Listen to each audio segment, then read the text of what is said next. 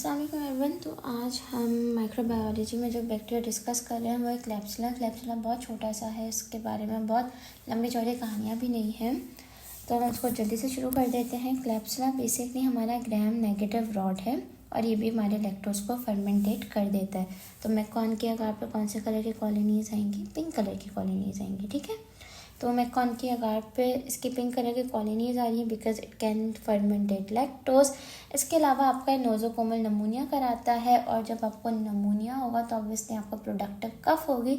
तो वो जो कफ में जो स्पूटम आ रहा है, जो बलगम आ रहा है, वो basically current jelly like sputum होगा, ठीक है। मैं आपको फ़ोटो दिखाऊंगी करंट जेली लाइक स्पूटम कैसे होता है, तो आपको और अच्छे से चीज़ें दिमाग में बैठ जाएंगी। अभी आपको ये चीज़ याद रखनी है कि it is gram negative, it can fermentate lactose, आपको नोजोकोमल नमूनिया करा रहा है और करंट जेली लाइक स्पूटम आता है। एमसीक्यू में ये बहुत पूछते हैं कि एक पेशेंट है, वो हॉस्पिटल में काफ़ी अर्से तक एडमिट था, उसको ऊपर से सेकेंडरी इन्फेक्शन लग गया है और उसको बहुत ज़्यादा खांसी हो रही है और उसको करंट जेली लाइक स्पूटम आ रहा है, तो आप उसकी डायग्नोसिस बताएं। तो आप क्या बोलेंगे कि उसको क्लैप्सिला की वजह से नमूनिया हुआ है, ठीक है। तो आपको ये चीज़ पता होनी चाहिए, ये आप नहीं भूल सकते कि करंट जेली लाइक स्पूटम है। अब हम इसके जनरल कैरेक्टरिस्टिक फीचर्स पर आते हैं। मैंने ये इतने सारे आगार इसलिए दिखाए हैं कि आपको याद रहे कि आपकी पिंक कलर की कॉलोनीज़ बन रही हैं। ये देखें, आपको पूरा दिख रहा होगा कि पिंक कलर की कॉलोनीज़ बन रही है, क्यों? Because it can fermentate lactose. साथ ही साथ ये जो है ना, ये ऑस्पी में भी आता है और ये आपका करंट जेली लाइक स्पूटम है। कौन करा रहा है? क्लैप्सिला करा रहा है। तो आपको इसके जनरल कैरेक्टरिस्टिक फीचर्स पता होने चाहिए कि ग्राम नेगेटिव है, बिल्कुल भी मूव नहीं करता, नॉन मोटाइल है, लैक्टोज को फर्मेंटेट करेगा, कैप्सूल है और नोजोकोमल नमूनिया होगा या नोजोकोमल इन्फेक्शन यानी हॉस्पिटल एक्वायर्ड ही इन्फेक्शन होगा आपको। अब आपको पैथोजेनेसिस में याद रखना है कि क्लैप्सिला के पास एक कैप्सूल होता है which is made of polysaccharide, तो फेगोसाइटोसिस इनहिबिट हो जाती है, तो इसकी थोड़ी सिवियरिटी बढ़ सकती है। साथ ही साथ क्रोनिक लंग डिजीज़, यार एक पेशेंट है, उसको सीने की कोई तकलीफ़ है, कोई बीमारी है, आपने उसको हॉस्पिटल में एडमिट किया है, तो ऑब्वियसली इसको इतने अरसे से बीमार रहेगा तो उसकी इम्यूनिटी कम हो जाएगी, तो उसको बहुत जल्दी सेकेंडरी इन्फेक्शन लग जाएगा। और मोस्ट कॉमनली अगर कोई पेशेंट हॉस्पिटल में एडमिट होता है तो उसको क्लैप्सिला लग जाता है, और जब उसको क्लैप्सिला लगेगा तो उसको नमूनिया होगा। और फॉर एग्जांपल एक बंदा है जो बीमार है, उसकी सर्जरी हुई है, वो उठ के वॉशरूम नहीं जा सकता, या कोई भी रीज़न है कि उसको यूरिनरी कैथेटर्स लगे हुए हैं, और जब उसको कैथेटर लगेगा तो वहीं पे आपका बैक्टीरिया ग्रो कर जाएगा और आपको यूटीआई होगा। तो क्लैप्सिला आपका नमूनिया भी कराता है, यूटीआई भी कॉज करा रहा होता है। अब बेसिकली हम उसके क्लिनिकल फीचर्स की बात करें तो क्लैप्सिला नमूनिया, अगर कोई भी पेशेंट है, अगर वो ये कंप्लेन कर रहा है कि उसको करंट जेली लाइक स्पूटम यानी ऐसा लाल रंग का स्पूटम आ रहा है, तो आपकी डायग्नोसिस में पहली चीज़ आएगी कि उसको क्लैप्सिलर नमूनिया होगा।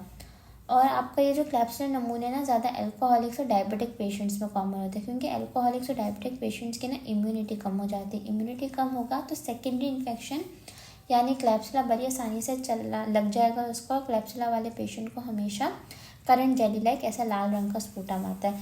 देखिए, आपको ना मरीज से सवालात पूछने पड़ते हैं, तभी हम बोलते हैं थर्ड ईयर में आप अपनी हिस्ट्री टेकिंग पे बड़ी ग्रिप लाएं, बिकॉज अगर आपकी हिस्ट्री सही नहीं होगी तो आपकी डायग्नोसिस 110% गलत होगी। अब ऐसा क्यों हो रहा है? फॉर एग्जाम्पल मेरे पास एक पेशेंट आ रहा है, वो कह रहा है कि डॉक्टर साहब मुझे सीने में बड़ी भारीपन महसूस हो रहा है। तो मैं उससे पूछूंगी आपको बुखार है? मैं बुखार का क्यों पूछ रही हूँ? ताकि मुझे पता चल जाए कि उसको कोई इन्फेक्शन है, ठीक है। इसके बाद मैं पूछूंगी अच्छा ये जो सीने में दर्द हो रहा है तो तुम्हें खांसी है?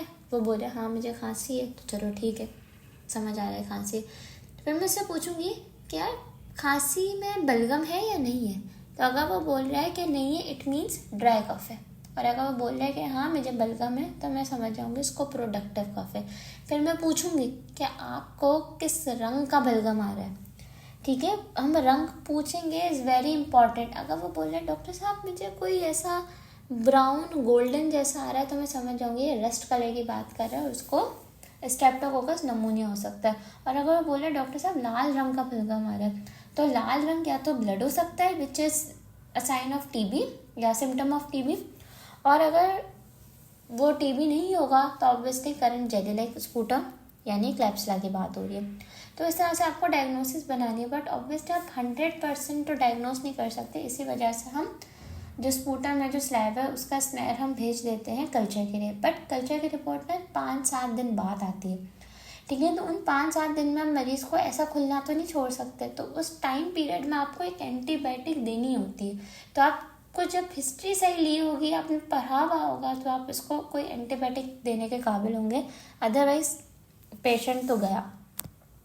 खैर, लंग एब्सेस करा सकता है ये। इसके अलावा आपका ग्रैनुलोमा इंग्वेनिल कराता है, यानी आपके इंग्वेनल रीजन पे ग्रैनुलोमा बनेगा जो बहुत रेड कलर का हाईली वेस्कुलर अल्सर होगा, बट किसी किस्म की लिम्फ एडिनोपैथी नहीं होगी।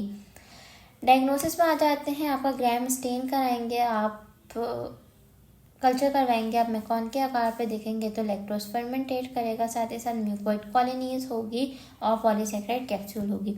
तो यहाँ पे हमारा ख़त्म होता है क्लैप्सुला भी। आपको कोई भी क्वेश्चन आप पूछ लेना, जितना कुछ मैं स्लाइड्स में आपके साथ शेयर कर रही हूँ वो आपने लाजमी करना है, ठीक है। इससे ज़्यादा आप कर सकते हैं अगर आप में हिम्मत है, बट इससे कम आप नहीं कर सकते। ये तो सारी बातें आपको ऑन द टिप्स याद होनी चाहिए। तो यहाँ पे क्लैप्सुला ख़त्म।